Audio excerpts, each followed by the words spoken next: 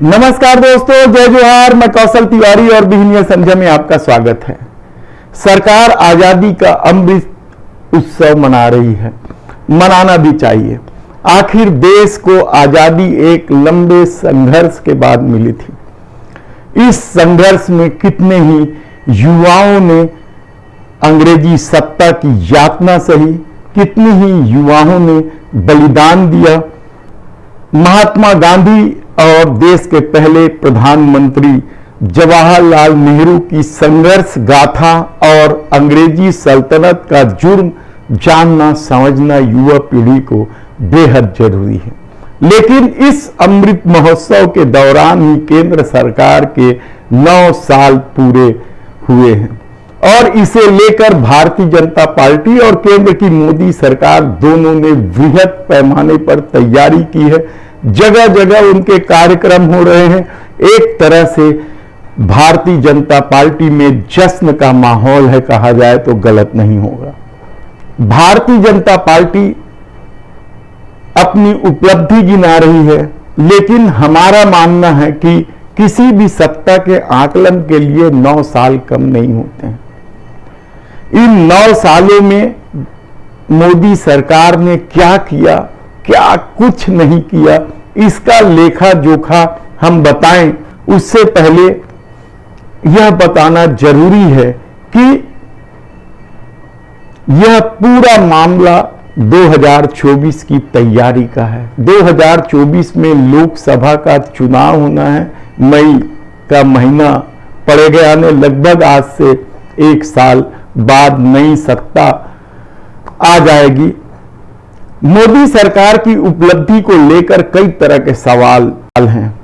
इस दौर में लोगों ने नोटबंदी भी देखा तो अकस्मात लगाए लॉकडाउन भी देखा, सत्ता की संवेदनहीनता भी देखी तो मास्टर स्ट्रोक भी देखा।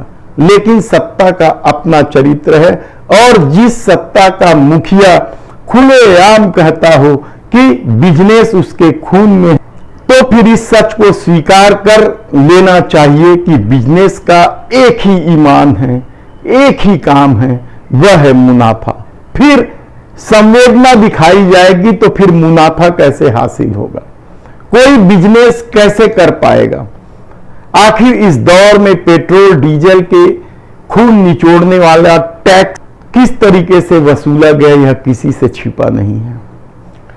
जीएसटी के दायरे में आटा, गुड़, मुर्रा जैसी ऐसी वस्तुओं को लाई गई जो 70 साल में कभी टैक्स के दायरे में नहीं रही, लेकिन मोदी सरकार ने उसे लाया।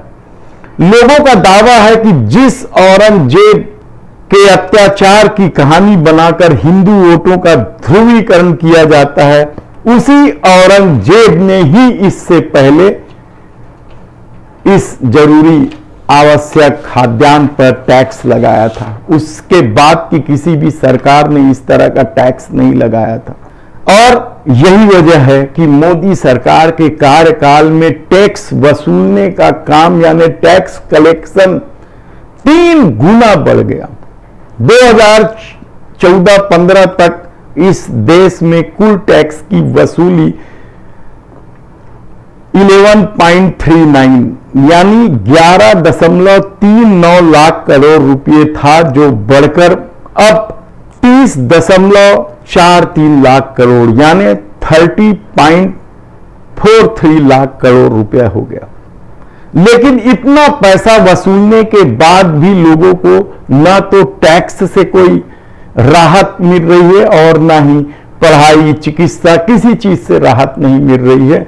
यहां तक कि सफर भी महंगा कर दिया गया है।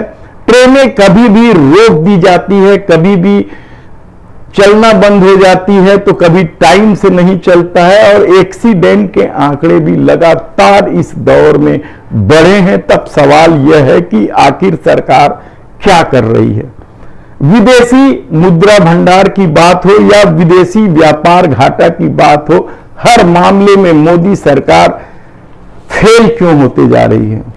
आप कल्पना नहीं कर सकते कि आजादी के जिस 70 साल का जिक्र कर उपहास उड़ाया जाता है। उस दौर के इतने सारे प्रधानमंत्री हुए, नेहरू जी से लेकर मनमोहन सिंह तक, तब भी 70 साल में कर्ज जो सरकार ने ली थी वह केवल 56 लाख करोड़ रुपए का था।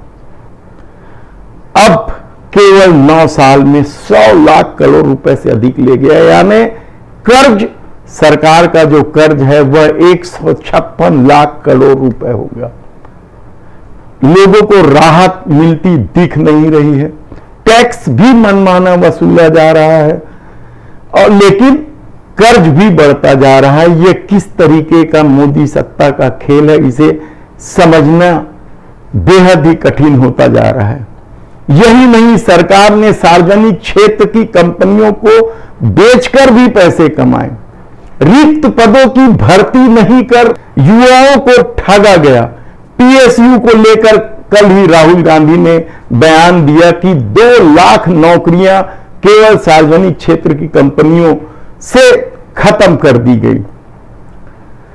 हवा, पानी, जमीन और जमीन के नीचे तक को नहीं छोड़ा गया। निजीकरण के नाम पर सब कुछ प्राइवेट को बेचा गया और उसके एवज में भरपूर पैसा कमाया गया। उसके बाद भी हालत यह है कि आप यकीन नहीं करेंगे, शिक्षा, उच्च शिक्षा देना इतना महंगा कर दिया गया है कि मध्यम वर्ग और गरीब तबकों के लिए तो यह एक ख्वाब है। यदि सरकारी मदद न मिले या किसी की मदद न मिले तो उच्च शिक्षा लेना ही मुश्किल हो गया है।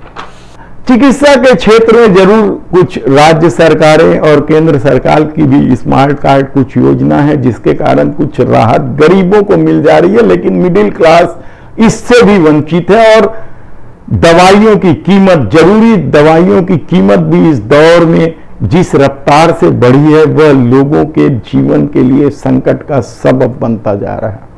स्वास्थ्य जैसे क्षेत्रों में सरकार की नीतियों के चलते कई गुना पैसा देकर इलाज कराना पड़ रहा है। यह सब मिडिल क्लास के लिए हो रहा है। सबसे बुरा हाल तो मिडिल क्लास का ही है। वह जीएसटी के माध्यम से महंगाई का बोझ भी सह रहा है। पेट्रोल डीजल का सर्वाधिक उपयोग 2 व्हीलर और 4 व्हीलर में वही करते हैं, जिसकी वजह से उन्हें मनमाना टैक्स देना पड़ रहा है। और शिक्षा और स्वास्थ्य में भी उन्हें ही सबसे ज्यादा पैसा देना पड़ रहा है। बैंकों की हालत खराब होते जा रही है।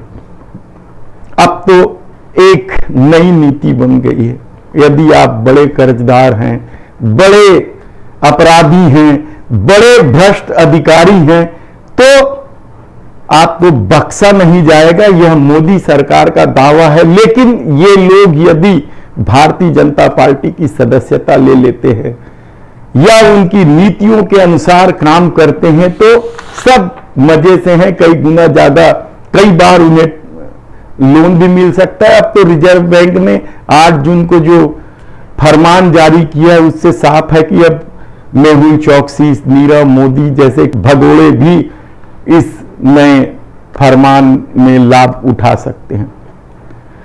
आपको भारतीय जनता पार्टी को चंदा देना होगा, उनकी पार्टी का जय बोलना होगा और आप कुछ भी बेधड़क कर सकते हैं, ऐसा परसेप्शन बनने लगा और लोगों के दिमाग में यह बात आने भी लगा है।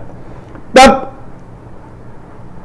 व्यापारियों के खाता बही लाल कपड़े में लपेटने की जो कहानी चर्चा में आती रही है, जिसे प्रसिद्ध व्यंग्यकार हरिशंकर परसाई जी ने भी जिसका अपने व्यंग में जिक्र किया है कि जब दीपावली के दिन भगवान राम आते हैं, अयोध्या में खुशियां मनाई जाती है, दीपोत्सव होता है, लेकिन उसी दिन खाता बही भी बदला जाता है, उसे लाल कपड़े, नए लाल कपड़ों में लपेटा जाता है या नए लाल कपड़े के जिल्द वाले खाता बही रखे जाते हैं।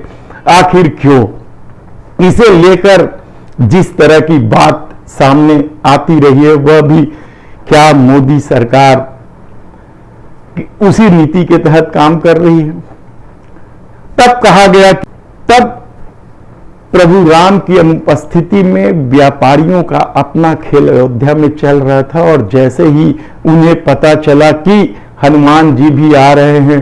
तो किसी ने सलाह दी कि आप हनुमान जी सिंदूरी रंग पसंद करते हैं, लाल लंगोट लगाते हैं, और यदि आप लोग अपने खाता बही को लाल कपड़ों में लपेट ले तो हनुमान जी खुश हो जाएंगे और आपकी पोल खुलने से बच जाएगी।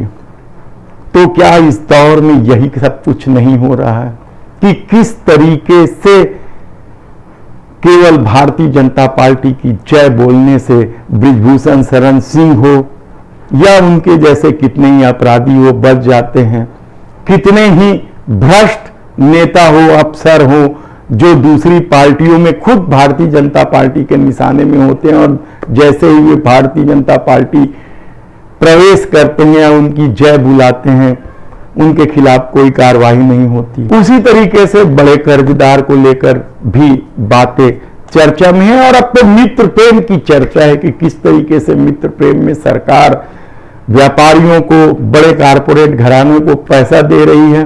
बैंकों के पास पैसे की कमी होती है तो नए नए टैक्स लगा दिए जाते हैं। देखना है कि आने वाले दिनों में यह मोदी जी का बही खाता या खाता बही किस तरीके से चलता है। धन्यवाद।